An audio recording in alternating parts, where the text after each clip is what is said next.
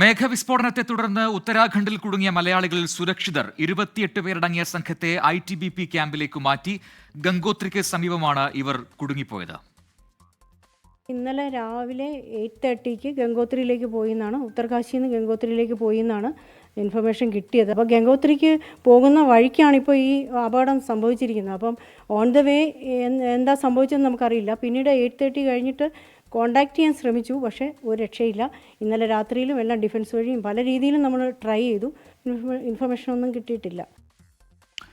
എന്നാലും ദുരന്തത്തിൽ മരണം 5 എന്നുള്ള വാർത്തയും ഇന്ന് വന്നു. ധരാലിയിലേക്കുള്ള പാതയിൽ പലയിടത്തും മണ്ണിടിച്ചിലുണ്ടായി. രക്ഷാപ്രവർത്തകർക്ക് ദുരന്ത മേഖലയിലെത്തുന്നതിൽ ഇത് തടസ്സമാകുന്നുണ്ട് എന്നതും വസ്തുതയാണ്. വിനീത VG ഡൽഹിയിൽ നിന്ന് ചേരുന്നു കൂടുതൽ വിവരങ്ങളുമായി. വിനീത, ഒരു ഗ്രാമം ഒന്നാകെ മിനിറ്റുകൾക്കുള്ളിൽ ഇല്ലാതായ സംഭവമാണ് അവിടെ ഉത്തരാഖണ്ഡിൽ ധരാലിയിൽ ഉണ്ടായത്.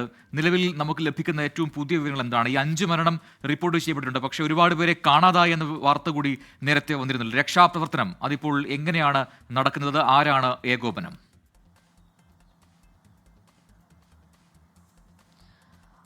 പ്രജൻ, രക്ഷാപ്രവർത്തനം ഇപ്പോൾ വിവിധ മേഖലകൾ കേന്ദ്രീകരിച്ച് പുരോഗമിക്കുകയാണ്. രാവിലെ തന്നെ ഈ കാലാവസ്ഥ മോശമായതൊക്കെ രക്ഷാപ്രവർത്തനത്തിന് ഒരു വെല്ലുവിളി ഉയർത്തിയിട്ടുണ്ടായിരുന്നു. ഒപ്പം തന്നെ നേരത്തെ പ്രജൻ പറഞ്ഞതുപോലെ ആ മേഖലകളിൽ ഇടയ്ക്കിടെ ഉണ്ടാവുന്ന മണ്ണിടിച്ചിലും ഈ ദേശീയപാത ഉൾപ്പെടെയുള്ള വിവിധ മേഖലകളിലൊക്കെ ഈ റോഡും പാലവും ഒക്കെ തകർന്നത് ഈ പ്രവർത്തനങ്ങളുമായി ഏകോപിപ്പിച്ചുകൊണ്ട് മുന്നോട്ട് പോകുന്നതിനും മറ്റും ഈ സുരക്ഷാ സംഘങ്ങൾക്കൊക്കെ ആ മേഖലകളിലേക്ക് എത്തുന്നതിനും ഈ രക്ഷാപ്രവർത്തനത്തിനും മറ്റും അവിടെ ചെറിയ വെല്ലുവിളി ഉയർത്തിയിട്ടുണ്ടായിരുന്നു. പക്ഷേ ഇപ്പോൾ ഒരു അനുയോജ്യമായിട്ടുള്ളൊരു കാലാവസ്ഥ ആയതിനെ തുടർന്ന് ഈ വ്യോമമാർഗമുള്ള രക്ഷാപ്രവർത്തനങ്ങൾ കൂടി ഇപ്പോൾ ആ മേഖലകളിൽ പുരോഗമിക്കുകയാണ്. ഏതാണ്ട് 100 കണക്കിന് ആളുകൾ കുടുങ്ങിക്കിടക്കുന്നതായും അവരെ കാണാനില്ല എന്നുള്ള വിവരങ്ങളൊക്കെ തന്നെയാണ് നമുക്ക് പ്രാഥമികമായും ലഭ്യമായിരിക്കുന്നത്. ഇവർക്കായൊക്കെയുള്ള തിരച്ചിൽ പുരോഗമിക്കുകയാണ്. കാണാതായവരിൽ 9 സൈനികരുമുണ്ട് എന്നുള്ളത് തന്നെയാണ് വിവരം. ഇന്നലെ 4 മരണമാണ് സ്ഥിരീകരിച്ചിട്ടുണ്ടായിരുന്നത്. എന്നാൽ ഇപ്പോൾ അത് 5 പേർ മരിച്ചു എന്നൊരു വിവരത്തിലേക്ക് കൂടി എത്തിയിരിക്കുകയാണ്. ഇങ്ങനെ നോവായി മാറുന്ന കാഴ്ച തന്നെയാണ് നമുക്ക് അവിടെ കാണാൻ കഴിയുന്നത്. ഏതാണ്ട് 50ഓളം വീടുകളും കെട്ടിടങ്ങളും ഈ ടൂറിസ്റ്റ് സ്റ്റേകളും ഒക്കെ പൂർണ്ണമായി ഒലിച്ചു പോകുന്ന ഒരു പശ്ചാത്തലം തന്നെയാണുള്ളത്. ഇന്ന് രാവിലെ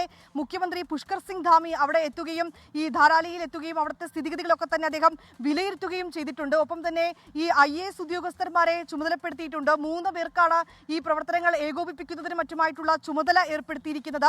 SDRFന്റെയും NDRFന്റെയും കൂടാതെ തന്നെ 160 പോലീസ് ഉദ്യോഗസ്ഥരും വിവിധ മേഖലകൾ കേന്ദ്രീകരിച്ച് അവിടെ പ്രവർത്തിക്കുകയാണ്. ഈ ഭക്ഷ്യ സാധനങ്ങൾ അവിടെ എത്തിച്ചിട്ടുണ്ട്, പാക്കറ്റുകളിലുള്ള ഫുഡുകൾ അവിടെ എത്തിച്ചിട്ടുണ്ട്. ഒപ്പം തന്നെ ഈ പ്രശ്നബാധിത മേഖലകളിലേക്ക് അടക്കം ഡോക്ടർമാരുടെ പ്രത്യേക സംഘങ്ങളെ അടക്കം ആ മേഖലകളിൽ എത്തിച്ചിരിക്കുകയാണ്. ആവശ്യമായിട്ടുള്ള മേഖലകളിലൊക്കെ ചികിത്സാ സംവിധാനം ഉൾപ്പെടെ അവിടെ പ്രാഥമിക ചികിത്സ നൽകിയ ആളുകളെയൊക്കെ അവിടെ നിന്ന് മറ്റ് മേഖലകളിലേക്കൊക്കെ തന്നെ മാറ്റുന്നത് നമുക്ക് കാണാൻ കഴിഞ്ഞിട്ടുണ്ടായിരുന്നു. രാവിലെ മുതൽ തന്നെ ഈ ഊർജിതമായ രക്ഷാപ്രവർത്തനങ്ങൾ നടക്കുന്നുണ്ട്. പക്ഷേ ഒരു നേരിയ തോതിലാണെങ്കിലും വെല്ലുവിളി ഉയർത്തിയിട്ടുണ്ടായിരുന്നത് ഈ കാലാവസ്ഥയും ഒപ്പം തന്നെ ആ പാതകൾ പൂർണ്ണമായും തകർന്നതും ഒക്കെ തന്നെയാണ്. പിന്നീട് പകരം പാതയൊക്കെ തന്നെ നിർമ്മിച്ച് അതുമായി ബന്ധപ്പെട്ടുകൊണ്ടുള്ള പ്രവർത്തനങ്ങൾ നടത്തി ഈ മണ്ണൊക്കെ മാറ്റിയൊക്കെയാണ് ഈ സൈനികരും ഒപ്പം തന്നെ ഈ ദുരന്ത നിവാരണ സംഘങ്ങളും ഒക്കെ ഈ മേഖലകൾ കേന്ദ്രീകരിച്ച് എത്തിയിരിക്കുന്നത്. ഇപ്പോഴും നിരവധി പേർ കുടുങ്ങിക്കിടക്കുന്നതായിട്ടുള്ള വിവരമുണ്ട്. ഇവരെയൊക്കെ കണ്ടെത്തുന്നതിനും മറ്റുമായിട്ടുള്ള രക്ഷാപ്രവർത്തനം ഒരു വശത്ത് പുരോഗമിക്കുകയും ചെയ്യുകയാണ്. ഇപ്പോൾ 5 മരണമാണ് റിപ്പോർട്ട് ചെയ്തിരിക്കുന്നത്. ഒപ്പം തന്നെ വലിയൊരു നാശനഷ്ടത്തിലേക്ക് തന്നെയാണ് കാര്യങ്ങൾ എത്തിയിരിക്കുന്നത്. ഇന്ന് രാവിലെ നമുക്ക് അറിയാൻ കഴിഞ്ഞത് മുഖ്യമന്ത്രി പുഷ്കർ സിംഗ് ധാമി പ്രധാനമന്ത്രിയുമായി സംസാരിച്ചിട്ടുണ്ട്. ഇതുവരെ ഉണ്ടായ ഈ പ്രവർത്തനങ്ങൾ അതുമായി ബന്ധപ്പെട്ടുകൊണ്ടുള്ള ഏകോപനങ്ങളും ഒക്കെ തന്നെ പ്രധാനമന്ത്രിയെ കൃത്യമായി അറിയിക്കുന്നുണ്ട്. എല്ലാവിധ സഹായവും കേന്ദ്രത്തിന്റെ ഭാഗത്ത് നിന്ന് വാഗ്ദാനവും ചെയ്തിട്ടുണ്ട്. സംസ്ഥാന ഫണ്ടിൽ നിന്ന് 20 കോടി രൂപയാണ് ഈ ദുരന്ത നിവാരണ പ്രവർത്തനങ്ങൾക്കായി മാറ്റിവെച്ചിരിക്കുന്നത്. ഉത്തർപ്രദേശ് മുഖ്യമന്ത്രി അടക്കം ഫോണിൽ ബന്ധപ്പെടുകയും ഉത്തരാഖണ്ഡ് മുഖ്യമന്ത്രിക്ക് ഈ ദുരിതാശ്വാസ പ്രവർത്തനങ്ങളുമായി മുന്നോട്ട് പോകുന്നതിന് ആവശ്യമായിട്ടുള്ള പിന്തുണ അറിയിക്കുകയും ഒക്കെ തന്നെ ചെയ്തിട്ടുണ്ട്.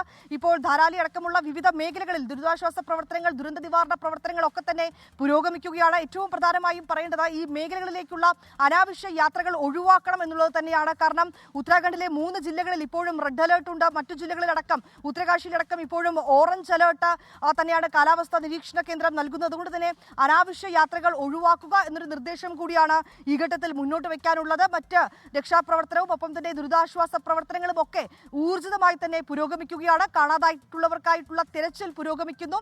കാലാവസ്ഥ ഒന്ന് ഭേദപ്പെട്ട സാഹചര്യത്തിൽ വ്യോമമാർഗമുള്ള പ്രവർത്തനങ്ങൾ കൂടി ആരംഭിച്ചിരിക്കുകയാണ്. വിനീത VG ആണ് ഡൽഹിയിൽ നിന്നും വിശദാംശങ്ങൾ നൽകിയത്. വളരെ റെസ്ക്യൂ ഓപ്പറേഷൻസ് എല്ലാം തന്നെ വളരെ റിസ്കിയാണ്. ആ മേഖലയിലാകെ കല്ലും മണലും ഒക്കെ മണ്ണുമൊക്കെ അടിഞ്ഞിരിക്കുകയാണ്, വലിയ ചെളി നിറഞ്ഞിരിക്കുന്നു എന്നൊക്കെയുള്ള വാർത്തകളുണ്ട്. പക്ഷേ അവിടെ ഇപ്പോഴും മറ്റ് സാധ്യതകൾ തേടുന്നു. ഏറ്റവും വളരെ നല്ല രീതിയിൽ എഫക്റ്റീവായി തന്നെ ആ റെസ്ക്യൂ ഓപ്പറേഷൻസ് നടക്കുന്നു എന്നാണ് വിനീത VG അവിടെ നൽകിയ വിവരം.